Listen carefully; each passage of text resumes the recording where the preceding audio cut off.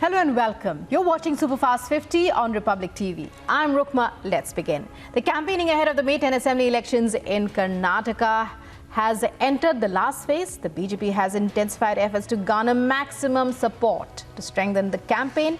The Prime Minister, who is on a 3-day visit, will hold another roadshow in Kalaburagi today.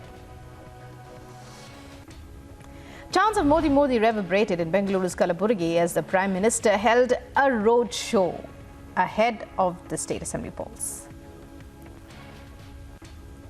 As part of campaigning for the May 10 Karnataka Assembly polls, Union Home Minister Amit Shah held a roadshow in the BTM layout Jayanagar and Vijayanagar constituencies in Bengaluru, which are currently held by powerful Congress candidates. BJP in Tripura could commence month-long public outreach program across the state, highlighting welfare programs of the central government to mark completion of PM Modi's 9th year in office. Keeping in mind the next year's elections, the party wants to consolidate the organization by holding the program starting on the 15th of May. Karnataka Congress Chief D.K. Shivakumar stokes controversy for allegedly threatening police officers ahead of the Karnataka elections 2023 to be held on the 10th of May. D.K. Shivakumar has alleged that police officials in Yelahanka are working for the BJP and the Congress will punish them once it comes to power here. Congress released manifesto yesterday for the upcoming assembly elections, keeping its focus on free electricity and monthly allowances for different sections. Voting for the state polls are to take place on the 10th of May.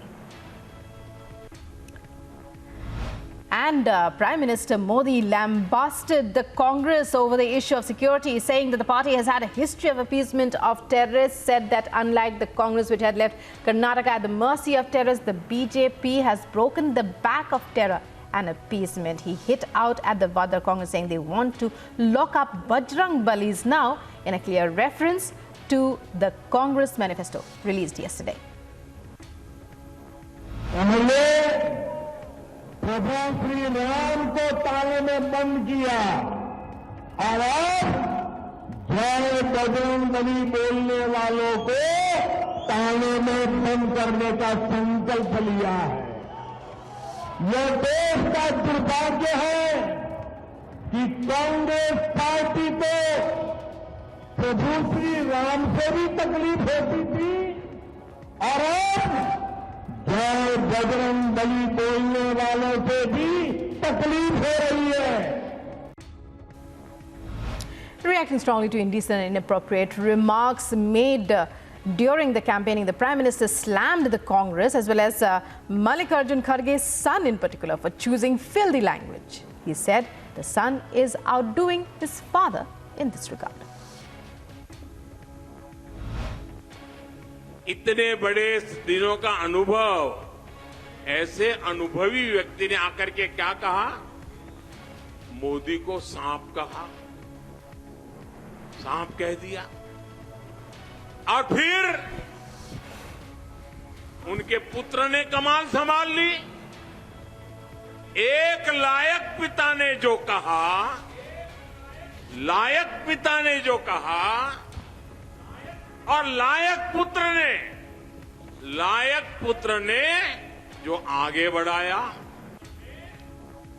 The Prime Minister hit out at the Congress for promising to ban the Bajrang Dal in its election manifesto, saying it wants to lock up those who worship Lord Hanuman.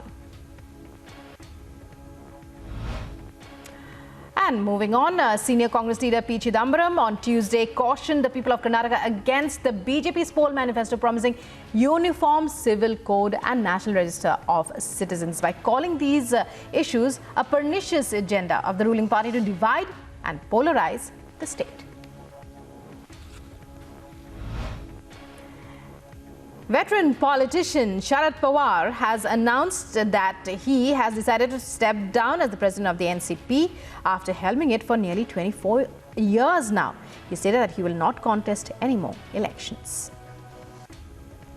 As Pawar resigns from post of NCP chief, cadres of the party staged massive protests. YB CHAVAN Centre in Mumbai. Cadre and NCP workers currently at the venue insist they will not leave until Pawar takes back his resignation. Maharashtra Deputy Chief Minister Devendra Fadnavis on Tuesday said NCP Supremo Sharad Pawar's decision to step down as party chief was the NCP's internal matter. उनका व्यक्तिगत फैसला है और राष्ट्रवादी कांग्रेस का एक आंतरिक मामला है और इस समय उसके ऊपर चर्चाएं भी चल रही है, मंथन भी चल रहा है और पार्टी किस निर्णय तक जा रही है इस बारे में हमें कोई अंदेशा भी नहीं है। इसीलिए तो मुझे ऐसा लगता है कि हम लोगों ने राह देखनी चाहिए कि ये क्या हो रहा है, क्यों हो रहा है, ऐसा क्या होने वाला है। ये सारी चीज़ें जब तय होगी उसके बाद ही इसके ऊपर हम कमेंट देंगे। The NCP will form a committee to select Sharad Pawar's successor as the new president. Leaders including Praful Patel, Supriya Sule, Ajit Pawar, Chhagan Bhujbal, Jayant Patil and Rohit Pawar have high hopes of becoming his successor. Canadian government puts Chitradurga Singh BRAR alias GOLDY BRAR in the list of top 25 most wanted. GOLDY BRAR, the alleged mastermind behind the murder of Punjabi singer Sidhu Moosewala, is 15th on the list released by the Canadian government under Be on the Lookout program. According to sources, the government has also announced a reward of 1.5 crore rupees on any tip-off leading to his arrest. Plea seeking ban on film The Kerala Story now mentioned before the Supreme Court, saying it promotes hate speech. Apex Court refuses to hear plea immediately. Amid ongoing controversy over The Kerala Story, BJP leader Kirit Somaiya advocates for May 5th scheduled release of movie, says he would like to go and watch the film. White House issues first response to annual report of US Commission on Religious Freedom, where it has recommended including India in countries of particular concern.